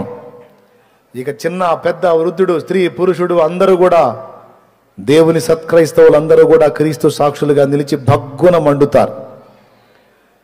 వాడు చర్చిలు మూపిస్తాడు. గుర్తుపెట్టుకోండి, చర్చిలు మూపిస్తాడు, అంతటితో ఆగడు. మసీదులు మూపిస్తాడు, అంతటితో ఆగడు. ఈరోజు మనోళ్ళు గందరగోళం అవుతున్నారు కదా గుళ్ళు, అవి కూడా మూపిస్తాడు. ఇదేంది అంటున్నారా? అంతే. ఏది దేవుడు అనబడునో ఏది పూజింపబడునో దానంతటికి పైగా వాడు తన్ను తానే హెచ్చించుకొనును. దాని అర్థం ఏంటంటే ఎక్కడ ఎవరు ఏ గుడి ఏ కార్యక్రమం పెట్టబోయినా ఒకటే ఆజ్ఞ, అరే నిజమైన దేవుణ్ణి నేనే వచ్చి మీ కళ్ళ ముందు ఉంటే మళ్ళీ మీరు అక్కడెక్కడ మొక్కేదేందిరా, ప్రత్యక్ష దైవం నేను మీ కళ్ళ ముందు ఉంటే అంటాడు. జనాలు కూడా ఇక వేరే వాటిని వదిలేస్తారు, ఎందుకంటే మనకు దేవుడే కళ్ళ ముందు కనపడుతున్నాడు కదా, ఇంకేంటి అని అంత బ్రేక్. ఒకవేళ ఆ టైంలో మనము ఉన్నట్టయితే, ఏది ఇంకా కొద్ది కాలంలో చాలా తొందరగా అయినట్టయితే ఇంత మందిరం కూడా ఖాళీ హోతా హే. దానికి ముంగుర్తుగానే మొన్న కరోనా చిన్న జర్క్ ఇచ్చింది. స్తోత్రం. పెద్ద పెద్ద మందిరాలు సైతం బ్రేక్ అయిపోయినాయి, చిన్న మందిరాలు సైతం బ్రేక్ అయిపోయినాయి. ఆ పెద్ద వాటిల్లో ఇది కూడా ఒకటి కదా దేవుని కృపతో. చూసారా మరి ఇందులో కూడా జరిగిందా? ఎంత? 1 రోజా 2 రోజులా 3 రోజులా, కనీసం 3 నెలల పైచిలుకు. రేపు వాడి కాలంలో కూడా 3.5 సంవత్సరాలు బ్రేక్ అయిపోయింది. చెవులు గలవాడు ఆత్మస్వరం వినుగాక, భవిష్యత్తు సంభవం. 3.5 నెలలు చర్చి బ్రేక్ అయినట్టు. నిజంగా అండి, కరోనా టైములో ఎలాగైతే అందరినీ కంట్రోల్ చేసి కరోనా అందరినీ తన గుప్పెట్లో పెట్టుకుని గడగడగడ వణికించిందో, దేశ ప్రధానాధికారులు సైతం మాస్కులు పెట్టుకొని మనిషికి బారెడు దూరంగా కూర్చొని నానా బాధలు పడ్డారు కదా. రాజు నుంచి బీదవాని వరకు అందరికీ మాస్క్ వచ్చినట్టు రేపు వాడి పాలనలో ముద్ర వస్తుంది. ముఖానికి చేతికి, ముఖానికేమో మాస్కు, చేతికేమో గ్లౌజు. యాజ్ ఇట్ ఈజ్గా రేపు వాడి పాలనలో ముఖానికేమో నొసళ్ళ యందు ముద్ర, చేతి మీద ముద్ర. 3.5 నెలలు ఇది అల్లాడించింది, 3.5 ఏండ్లు వాడల్లాడిస్తాడు. 3.5 ఏండ్లు గుళ్ళో పూజలు లేవు, మసీదుల్లో నమాజులు లేవు, చర్చిల్లో ప్రార్థనలు లేవు. ఓకేనా? నేను అందుకే 2-3 సార్లు చెప్పాను కూడా, యాజ్ ఇట్ ఈజ్గా ఇది ఎలాగైతే వాతావరణం ఉందో ఇలానే వాడు వచ్చినప్పుడు ఉంటుంది లైన్లో అని చెప్పా. ఎంతమందికి అర్థమవుతుంది? అంటే చెక్ చేసుకుంటున్నాం మళ్ళా వైద్యం చెప్పిందని. అలా జరిగిద్ది. అప్పుడు ఇక అంతటా వాడిదే ఆరాధన, అంతా వాడికే భజన. ప్రతి ప్రాంతంలో వాడి విగ్రహం పెట్టేస్తాడు. ఆ విగ్రహానికి స్పెషల్ పవర్ ఉంటుంది. ఒక మనిషిలాగానే మనతో వ్యవహరిస్తుంటుంది అది. నేను చెప్పలా, బైబిల్లో ఉంది, అది మాట్లాడిద్దని ఉంది. చూస్తారా ఒక్కసారి ఆ వచనం?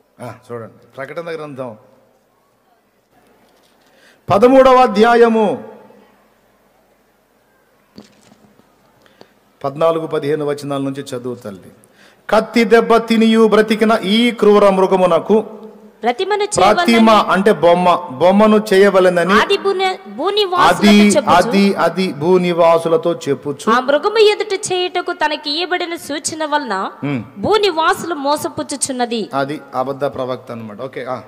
మరియు ఆ మృగము యొక్క ప్రతిమ మాట్లాడునట్లును, ఆ మృగము యొక్క ప్రతిమకు నమస్కారము చేయని వారిని హతము చేయనట్లును, ఆ మృగము యొక్క ప్రతిమకు ప్రాణమిచ్చుటకై దానికి అధికారం ఇయ్యబడెను. ఈ విధంగా సపోర్ట్ చేసేది ఎవరయ్యా అంటే ఘట సర్పమేనా? పైన చెబుతున్నాడు. మరియు భూమిలో నుండి మరి ఒక క్రూర మృగం పైకి వచ్చడం చూచింది. గొర్రె పిల్ల కొమ్ము అంటే 2 కొమ్మలు దానికి ఉండే, అది ఘట సర్పం వల్ల మాట్లాడుచుండాను. అది రైట్. ఘట సర్పం అబద్ధ ప్రవక్త కాదు. వాళ్ళ లైన్లోకి వస్తాడు, ఇంకొక లైన్లోకి వస్తాడు. మొత్తం దుష్టత్రయం, 3. ఘట సర్పం 1, క్రూర మృగం అంటే అంత్య అబద్ధ క్రీస్తు, అబద్ధ ప్రవక్త. డైరెక్ట్గానే ఉంటుంది స్టేట్మెంట్. 3. దీన్ని దుష్టత్రయం అంటారు, దైవత్రయం లాగా. త్రియేక దేవుడైన యెహోవాను అన్నట్టు దైవత్రయం లాగా ఇది దుష్టత్రయం అన్నమాట. త్రయం 3, త్రయం అది. సరే, పక్కన పెడదాం ఆ విషయాన్ని. తర్వాత చదువు తల్లి. మృగము యొక్క ప్రతిమ మాటలాడునట్లును, ఆ మృగము యొక్క ప్రతిమకు నమస్కారము చేయని వారిని హతము చేయునట్లును, ఆ మృగము యొక్క ప్రతిమకు ప్రాణమిచ్చుటకై దానికి అధికారం ఇయ్యబడిను. కాగా కొద్దివారు గాని, గొప్పవారు గాని, ధనికులు గాని, దరిద్రులు గాని, స్వతంత్రులు గాని, దాసులు గాని అందరూ తమ కుడి చేతి మీదనైనను తమ నొసటి యందైనను ముద్ర వేయించుకొనున్నట్లును, ఆ ముద్ర అనగా ఆ మృగము పేరైనను దాని పేరిటి సంఖ్య అయినను గలవాడు తప్ప క్రయ విక్రయములు అంటే కొనటం గాని అమ్మటం గాని చేయుటకు మరి ఎవనికి అధికారము లేకుండునట్లును అది వారిని బలవంతము చేయుచున్నది. ఓకేనా? బొమ్మ విగ్రహం లైన్లో తెస్తాడు, దానికి ప్రాణం ఉంటుంది, మామూలుగానే మాట్లాడుతుంటుంది. అన్ని ఏరియాల్లో వాడు ఉండేది, మళ్ళీ ఒక కేంద్రంలో వాడు ఉంటాడు మెయిన్లో. వాడి విగ్రహాలు అన్ని ప్రాంతాల్లో పెట్టబడతాయి. ఎవడన్నా మొక్కినా దానికి, మొక్కల రిక్వెస్ట్ చేసినా దానికి, ఏదైనా సరే అది నీకు ఆన్సర్ చేస్తుంటుంది. అలాంటి సౌకర్యం అందుబాటులోకి తెస్తాడు వాడు. హలో, ఏ సినిమా నై, ఏ ఒరిజినల్ హై, అచ్చా సునో నైతో కామ్ ఖతం హోతా. దేవునికి స్తోత్రం, హల్లెలూయా. ఇది ఒరిజినల్గా జరగబోతున్న విషయం. ఆ తర్వాత ఇక భూ ప్రజలంతా వాడికి దాసులైపోతారు. సంఘం మాత్రం రివర్స్ అయింది. ఇక భూమి మీద వాడికి శత్రువులు ఎవరు? భూమి మీద వాడికి యుద్ధం ఎవరితో అంటే పరిశుద్ధులతో.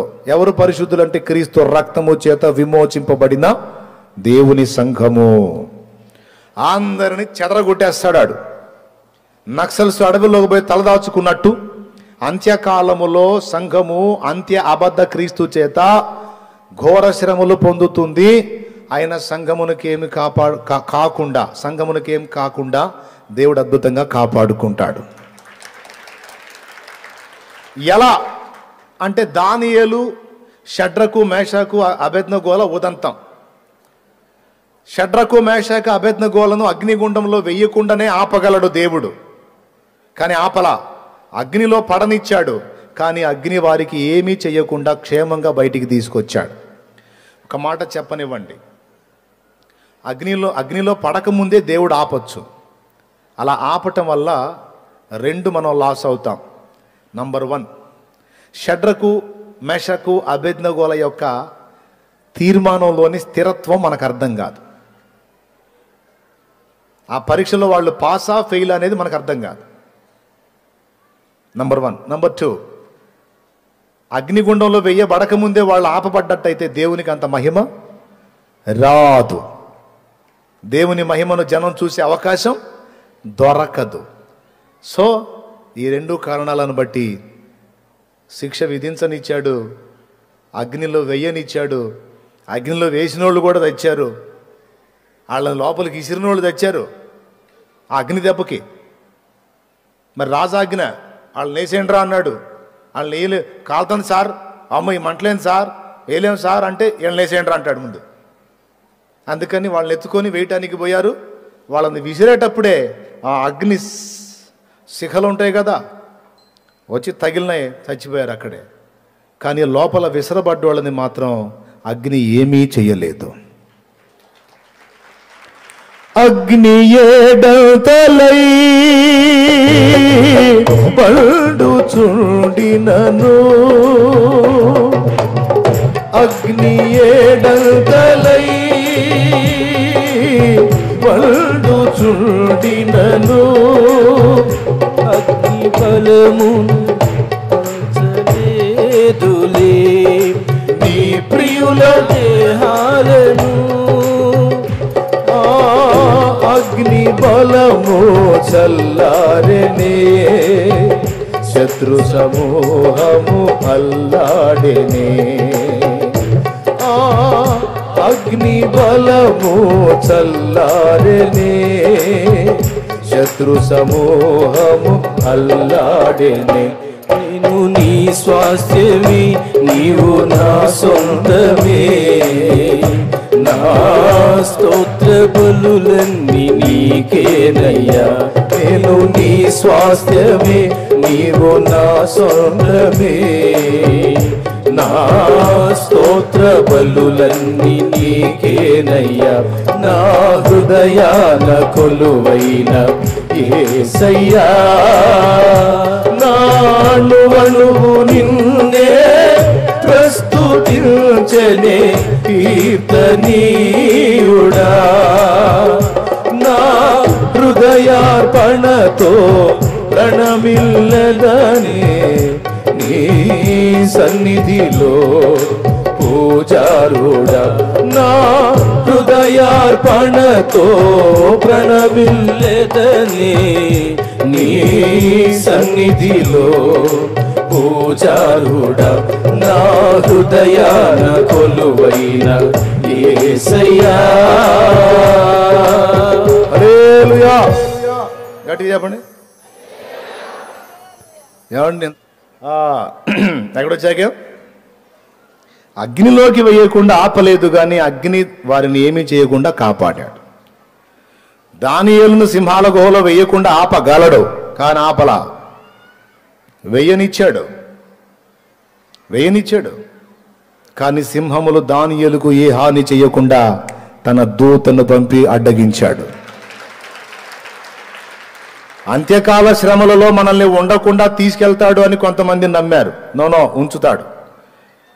కానీ ఆ శ్రమలు మనల్ని ఏమీ చేయకుండా ఆయనే దానియేలు దేవుడై, షడ్రకు, మేషకు, అబేద్నెగోల దేవుడై కాపాడుకుంటాడు. ఏలియా దేవుడై పోషిస్తాడు. గట్టి కొట్టు, ఇప్పుడు కొట్టరు.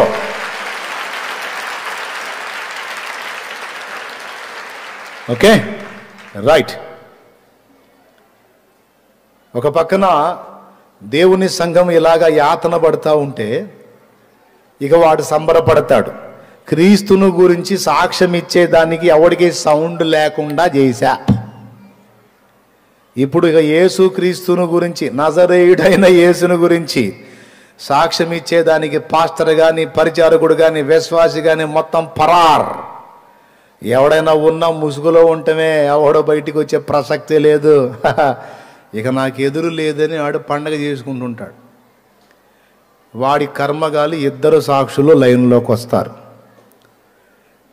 యూదా దేశములో ఇద్దరు సాక్షులు వాయిస్ రేజ్ చేస్తారు. వాళ్ళు నోరు తెరిచి మాట్లాడతారు, భూప్రజలారా, ఇప్పుడు మీరు చూస్తున్నవాడు నిజమైన క్రీస్తు కాదు, వీడు అబద్ధ క్రీస్తు.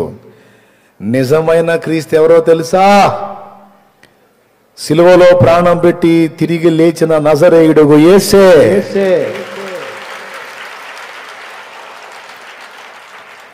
నేను నా ఇద్దరు సాక్షులకు అధికారం ఇచ్చేదన, వారు 1260 దినములో ప్రవచించెదరు.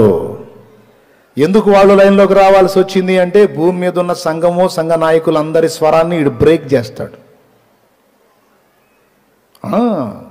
తొక్కి పట్టేస్తాడు. అక్కడ ఎవరు నోరు తెరవకుండా హుకుం జారీ చేసి అంతటా బ్రేక్. ఎవడు కూడా కూటాలు పెట్టడం కానీ, ప్రార్థనలు కానీ, ఎక్సెట్రా ఎక్సెట్రా మాట్లాడే పని లేదు. ఎవడన్నా అట్లా కనపడితే అడౌట్. అంటే ఇక ఎవరు వచ్చి కూటం పెడతారు? ఎక్కడన్నా నలుగురు కూడేసి అయ్యగారు వాక్యం చెబుతున్నాడు అనుకో, ఆ నలుగురిని ఎత్తుతారు, అయ్యగారిని కూడా ఎత్తారు. అయ్యగారు చెబితే విన్నారా, వద్దంటే ఇప్పుడు తీసుకెళ్తున్నారు, ఏం చేస్తారో ఏమో అనరో సంతోషంగా. అర్థమైందా? సింహాల బోనుకైనా సంతోషముగా వెళ్ళి. ఇది కొంచెం దీర్ఘం తీసినట్టుంది కదా, అంతేనా పాట? కాదా? అంతేలే మీరు మరి. తర్వాత స్తుతి పాటలే పాడుమా, ప్రభు యేసునే వేడుమా. స్తుతి పాటలే పాడుమా, ప్రభు యేసునే వేడుమా. ప్రభు యేసునే వేడుమా. హల్లెలూయా పాట, యేసయ్య పాట పాడాలి ప్రతి చోట, పాడాలి ప్రతి నోట. హల్లెలూయా పాడాలి ప్రతి చోట, పాడాలి ప్రతి నోట. హల్లెలూయా హల్లెలూయా హల్లెలూయా హల్లెలూయా హల్లెలూయా హల్లెలూయా ఆమేన్. హల్లెలూయా హల్లెలూయా హల్లెలూయా హల్లెలూయా హల్లెలూయా హల్లెలూయా హల్లెలూయా హల్లెలూయా హల్లెలూయా హల్లెలూయా హల్లెలూయా హల్లెలూయా. హల్లెలూయా పాట, యేసయ్య పాట పాడాలి ప్రతి చోట, పాడాలి ప్రతి నోట. హల్లెలూయా పాడాలి ప్రతి చోట, పాడాలి ప్రతి నోట. కష్టాలు ఏ కలిగినా, కన్నీరులే మిగిలినా, స్తుతి పాటలే పాడుమా, ప్రభు యేసునే వేడుమా. స్తుతి పాటలే పాడుమా, ప్రభు యేసునే వేడుమా. ప్రభు యేసునే వేడుమా. హల్లెలూయా పాట, యేసయ్య పాట పాడాలి ప్రతి చోట, పాడాలి ప్రతి నోట. హల్లెలూయా పాడాలి ప్రతి చోట, చెప్పాలి ప్రతి నోట. హల్లెలూయా అని పాడుకుంటూ వెళ్తారు. కొంతమంది సైడ్ అయిపోతారు. అంతటా నిశ్శబ్దం. అందరినీ ఆపేశానని వాడు పండగ చేసుకుంటూ ఉంటాడు. ఈలోపు యెరూషలేములోంచి మళ్ళా స్వరం లేచింది. ఇద్దరు సాక్షులు ప్రవచించటం మొదలు పెడతారు. ఆ ఇద్దరు సాక్షులు ఎవరు అన్న దాని మీద బోల్డ్ అంతా వ్యవహారం ఉంది.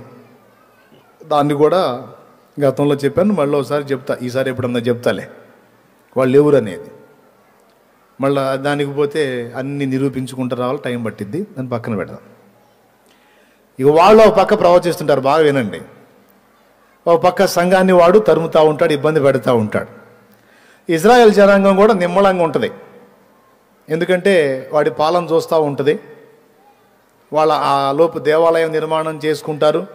అందులో అనుదిన బలి, మోషే ధర్మశాస్త్రం ప్రకారం యెహోవాకి బలి నైవేద్యాలు అర్పిస్తూ ఉంటారు. వాళ్ళ తంత అక్కడ జరుగుతూ ఉంటుంది. ఇక ఈ ముద్రల పరంపర జరుగుతుంటుంది. అందరూ ముద్ర ఎగబడి వేయించుకుంటారు. నాకై 666 కంటికి కనబడుతున్న దేవుని ముద్ర వేసేయండి అని ఎగబడి వేయించుకుంటుంటారు. సంఘం మాత్రం ముద్ర వద్దంటది. ముద్ర లేకపోతే ఫుడ్ ఉండదు, లేకపోతే పోషిస్తాడు, అయినా పర్వాలేదు, ఆకలితో చచ్చినా పర్వాలేదు, ఏం పర్లేదు. ఉన్నా 3:30, చచ్చినా 3:30. అంతేనా? ఏదంటారు కదా, ఏనుగు బతికినా 10 ఏంటి, ఏం చెప్పరు? సరేలే, మనకు తెలియని సామెతలు ఎందుకు. బతికి ఉన్నా 3:30, ఎందుకంటే తర్వాత వచ్చేస్తాడు. చచ్చినా 3:30. కాబట్టి ఏమైనా మాకు ఇబ్బంది లేదు, ముద్ర మాత్రం వేయించుకో.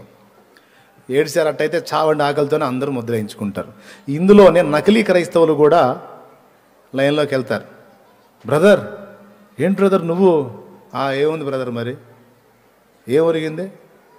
ఎప్పుడో ఆయన వస్తాడు, ఎప్పుడో చేస్తాడని ఎదురు చూస్తూ ఉంటే ఇప్పుడు ఆకలితో తెచ్చేటట్టున్నాం. కాబట్టి నేను ఉండలేను లేదు బ్రదర్, నా ఫ్యామిలీ ఇబ్బంది పడుతుంది, అందుకని నేను వేయించుకొచ్చుకున్నాను. నా మాట నువ్వు కూడా వేయించుకో బ్రదరు. వద్దులే, నువ్వు వేయించుకున్నావు కదా చాలు, నువ్వే వాడు పెట్టేయని తిని బాగా బతుకు ఇక్కడే, నాకు మాత్రం వద్దు అని సత్క్రైస్తవుడు వెళ్ళిపోతాడు. అబద్ధ క్రైస్తవుడేమో, నకిలీ క్రైస్తవుడేమో సర్దుకుంటాడు. ఏది, ముద్ర వేయించుకుంటాడు. ముద్ర వేయించుకొని హాయిగా అన్ని తెచ్చుకొని ఆనందం చేసుకుంటూ ఉంటే 5వ దూత బోర ఊదుతాడు. అగాధము తెరవబడి, అంతకుముందు వారంలో చూపించా, తేళ్ల వంటి జీవులు, మిడతల వంటి జీవులు తేలుకున్నట్టు కొండి, సింహపు కోరలు, స్త్రీల జుట్టు, ముఖం, యుద్ధానికి సిద్ధపరచబడిన రథాశ్వం అంత ఎత్తు. మరి బాగా పరిగెత్తాలి కదా. అది ఇక దొరికినోడల్లా, ఏది, ముద్ర వేయించుకున్నోడికి కాటేస్తుంటాయి. మరి ఆయన ఊరుకుంటాడేంది? తన ప్రజలను అంత్య అబద్ధ క్రీస్తు ఒక పక్క ఇబ్బంది పెడుతుంటే, ముద్ర వేయించుకోమని బలవంతం చేస్తుంటే, ఆల్రెడీ వేయించుకున్న వాళ్ళకి ఇక మూవీ స్టార్ట్ అయింది.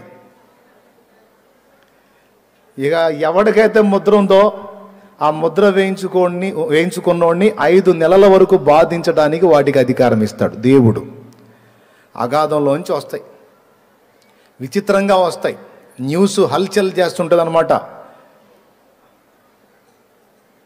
ప్రపంచాన్ని వణికిస్తున్నటువంటి వింత జీవులు ఎక్కడి నుండి వచ్చాయో ఎవరికి సమాచారం లేదు. ఎటు ప్రక్క నుంచి ఎవరిని ఎలా కుడతాయో అర్థం కావట్లేదు, ఎలా కాటేస్తాయో అర్థం కావట్లేదు. అంటానే ఉంటాడు, ఒకటేసిపోయిద్ది. ముద్ర వేసుకున్నాడే కదా ప్రసంగం చేసేది.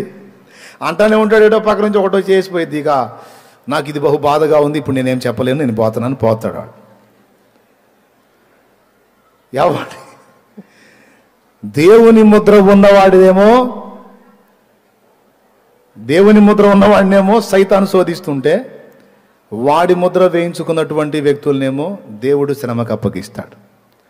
5 నెలలు అది కుట్టి బాధపడ్డానికి. కుట్టడం అంటే కాటు, దాని పేరు మిడత అన్నాడు, కానీ మిడత కాదు. స్త్రీల జుట్టు, సింహపు కూరలు, అందాక ఫోటో వేసాడు దాని మీద. ఆ భయంకరమైన ఆకారం, తోక, సర్పంలాగా ఉంటుంది, దానికి తోక కొండి టచ్ చేస్తుంది అంతే సైలెంట్గా. ఇక కుయ్యో ముర్రో. ఆ దినములలో మనుషులు చావాలని ఆశపడుదురు కానీ మరణం వారి యొద్ద నుండి పారిపోవును. అది అలా ఉంటుంది దాని ఆకారం, అలా ఉంటుంది దాని ఆకారం, అలాగొచ్చేస్తుంది, టచ్ చేస్తుంది, ఇక అంతే కుయ్యో ముర్రో. తేలు గుట్టినప్పుడు బాధ ఎంతమందికి తెలుసండి? చేతులు ఎత్తండి, తేలు చేత గుట్టించుకున్న వాళ్ళు సరిగ్గా చేతులు ఎత్తాలి. బాగుందా? భయంకరమైన నొప్పి కదా. ఇలాగా 5 నెలలు వీళ్ళకి టార్చర్. వాడు కూర్చోలేడు, నిద్రపోలేడు, పండుకోలేడు. ఎత్తైన కొండరాయి చూసుకొని దూకుతాడు చచ్చిపోతామని ఆ బాధ తట్టుకోలేక. కాళ్ళు చేతులు మొత్తం పచ్చడైపోయి బతికే ఉంటాడు. ఈ బాధ కాక మళ్ళీ అదనంగా ఆ బాధలో వాడిని హాస్పిటల్లో తీసుకెళ్ళి చేర్చి వాడికి అన్ని ట్రీట్మెంట్ చేసేవాడు కూడా ఉండడు. వాడికి అలాంటి ప్రయోగాలు చేస్తూ ఉంటుంటే వాళ్ళకు కూడా పడతాయి కాట్లు. వాడు అన్ని కట్లు కట్టుకొని కూర్చుంటే మళ్ళీ ఒకటో చేసిపోయి. ఇది జోక్ కాదు, నిజంగా జరగబోతుంది. ప్రకటన గ్రంథము 9వ అధ్యాయము 5వ వచనం నుంచి ఒకసారి గుర్తు రాసుకోండి, ఇంటికి పోయి చూసుకోండి, ఉంటుంది. నిజంగా జరగబోతుంది, రియల్. మొన్న ఆ మధ్య పాకిస్తాన్ వైపు నుంచి మిడతలు వస్తానని చెప్పి వచ్చింది కబురు, తెలుసా? తెలుసా? ఎటువైపు నుంచి? రాజస్థానా పాకిస్తానా?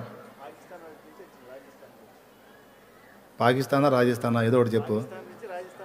పాకిస్తాన్ నుంచి రాజస్థాన్కి వచ్చినాయంట. అవి మనకు కూడా వస్తాయని భయపడ్డారు. పొలం మీద పడ్డాయి అంటే ఆకు మిగలటల్లా. నిజమా కాదా? అది యాజ్ ఇట్ ఈజ్గా అలాగునే వచ్చేస్తాయి, ఎక్కడ వచ్చేస్తాయి. వచ్చి ఇదంతా జరుగుద్ది. ఈ విధంగా 3.5 సంవత్సరాలు వాడు సంఘాన్ని ఇబ్బంది పెడితే ఆ 3.5 సంవత్సరాలు రకరకాల ప్రతికూల పరిస్థితులతో దేవుడు ముద్ర బ్యాచ్ని, వాడి ముద్ర వేయించుకున్న వాళ్ళకి చూపిస్తాడు. పట్టపగలే నక్షత్రాలు.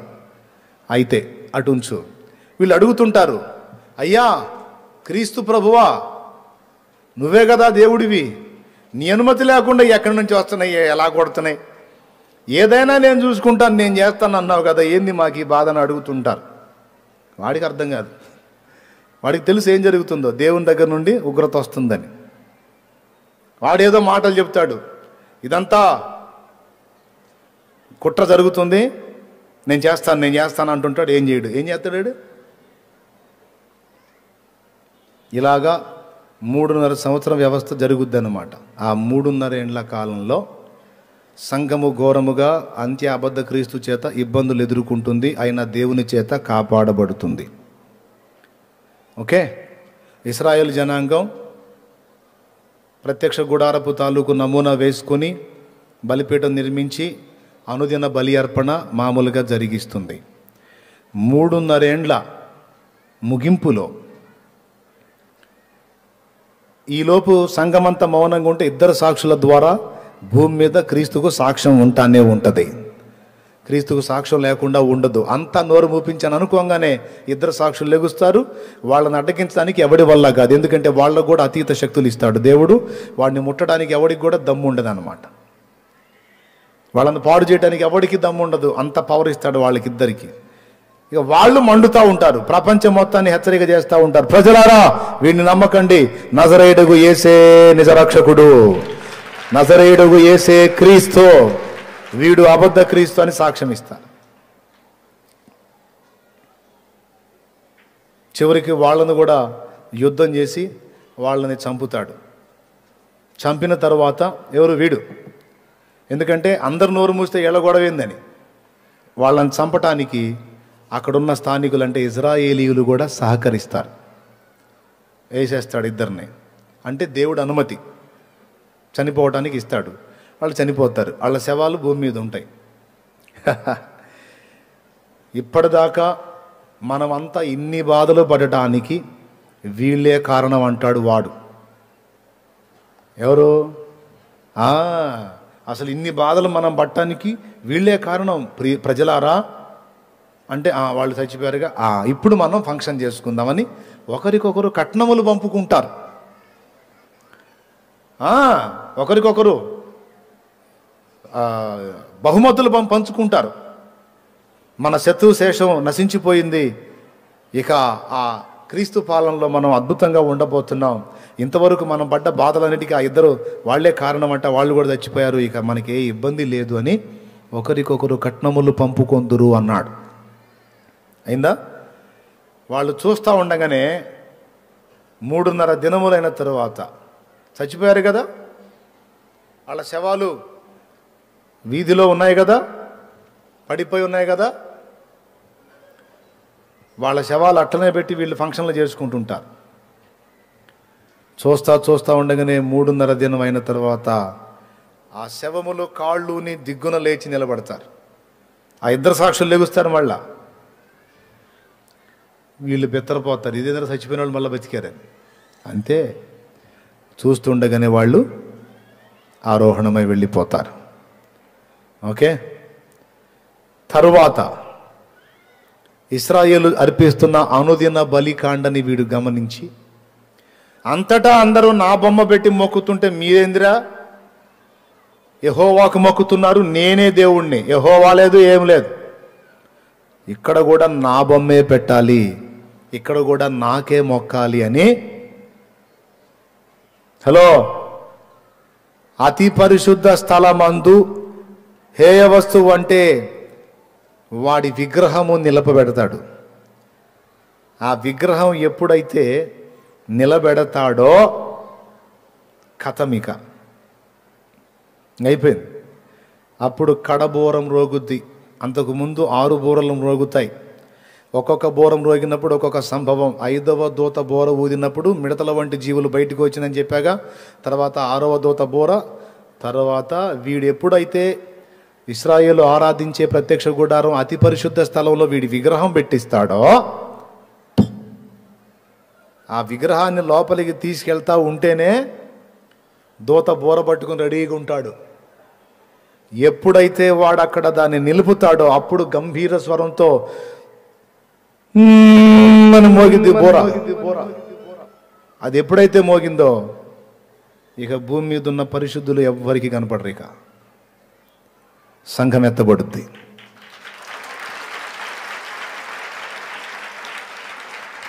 హల్లెలూయా. సంఘం ఎత్తబడిపోద్ది. ఇక మొత్తం ఎక్కడ సార్వత్రిక సంఘం మొత్తం పరిశుద్ధులు, యేసుక్రీస్తుని సొంత రక్షకునికి అంగీకరించి మారు మనసు పొంది బాప్తిస్మం పొందిన పరిశుద్ధులు అందరూ ఎత్తబడతారు. ఎక్కడికో తెలుసా? మధ్యాకాశానికి. ఎందుకో తెలుసా? అక్కడ వచ్చేసాడు రారాజు, వచ్చేసాడు రాజాదిరాజు, అక్కడ ఉన్నాడు. ఇంటికాడ గుడారం దగ్గర నుండి ఇస్సాకు పొలములోకి వచ్చాడు. తనున్న ప్రదేశం నుండి రెబెకా పొలములోనే ఇస్సాకును కలుసుకున్నట్టు భూమి మీద నుండి సంఘం, పరలోకము నుండి ప్రభువు ఇద్దరు మధ్యాకాశంలో కలుసుకుంటారు. జాగ్రత్త జాగ్రత్త, నొప్పులు, చేతులు నొప్పులు, మళ్ళీ ఇబ్బంది.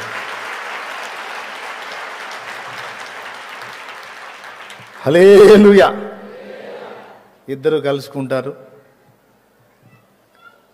ఇంకా వెళ్ళిపోతారు పరలోకానికి. వెళ్ళిపోయి న్యాయపీఠపు తీర్పు ముందు, అర్థమైందా ఏంటి? తీసుకెళ్ళగానే సన్మానాలు కాదు, ఎవరెవరు ఆయన కొరకు ఎంత త్యాగం చేశారో, దేవుని భక్తి ఎలా చేశారో, ఏం సంగతి, వాట్ ఈజ్ వాట్ అంతా డిస్కషన్ జరుగుతుంది. ఎవరి త్యాగం ఎంత అనేది అంతటికీ కొలత ఉంటుంది. దేహంతో జరిగించిన వాటి ఫలితం, మంచివైనా సరే చెడ్డవైనా సరే అన్నిటి ఫలితం పొందినట్లు అక్కడ జడ్జిమెంట్ జరుగుతుంది. న్యాయపీఠపు తీర్పు అంటారు దాన్ని.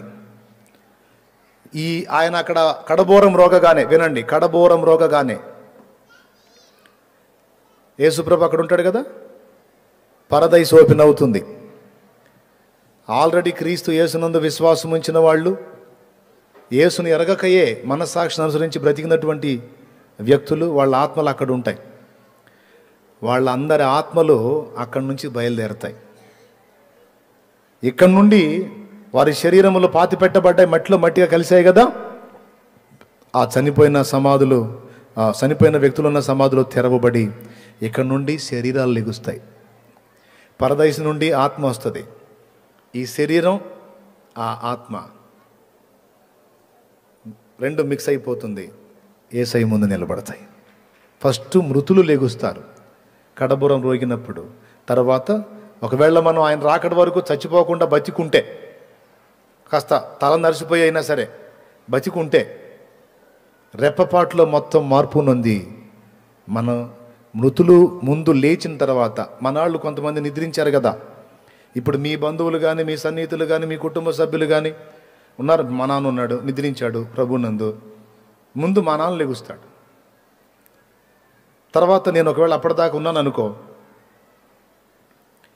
నేను మార్పు చెందుతా. ముందు మృతులు సజీవులుగా లెగుస్తారు, తర్వాత మనం మార్పు చెంది వారు మనం కలిసి ప్రభు ముందు ప్రత్యక్షమవుతాం. ఈ ఘట్టమంతా కూడా నిమిషములో ఒక రెప్పపాటు అన్నాడు. ఏదో ఒకసారి రెప్పగొట్టండి, అంత టైంలో అసలు ఏముంది అక్కడ? పరదైసు నుండి ఆత్మ రావటం, భూమి మీద నుండి శరీరం మహిమ శరీరంగా, మళ్ళీ ఈసారి లేచే శరీరం మట్టి శరీరం కాదు, మహిమ శరీరం. ఆ మహిమ శరీరం లెగుస్తుంది, అక్కడి నుంచి ఆత్మ వస్తుంది, మొత్తం కలిసి మిక్స్ అయిపోయి ప్రభు ముందు నిలబడతాం. ఇదంతా నిమిషములో ఒక రెప్పపాట్లో. కాబట్టి కోల్పోయిన మీ వారిని గురించి చింత అక్కర్లేదు. టైం దగ్గరకు వచ్చింది, మొత్తం లెగుస్తారు. మళ్ళా నిన్నే తిడతారు. ఎవడు ఆడమన్నాడు అంతసేపు? ఆయన మొత్తుకుంటానే ఉన్నాడుగా, శాలేమన్న మొత్తుకొని చెబుతానే ఉన్నాడుగా, మళ్ళీ మేము లెగుస్తామని అంటారు. ఇటు అనుకోలేదులే, విన్నాలే కానీ 4-5 సార్లు వాక్యాలు విన్నాలే కానీ నువ్వు నిజంగా లెగుతావు అనుకోలా. సరే ఇప్పుడు ఎందుకు ఇలా ఏడిపోయి అదిగా వచ్చాడు పెద్ద ఆయన. దేవునికి స్తోత్రం చెప్పు గట్టిగా, చెప్పు గట్టిగా చెప్పు.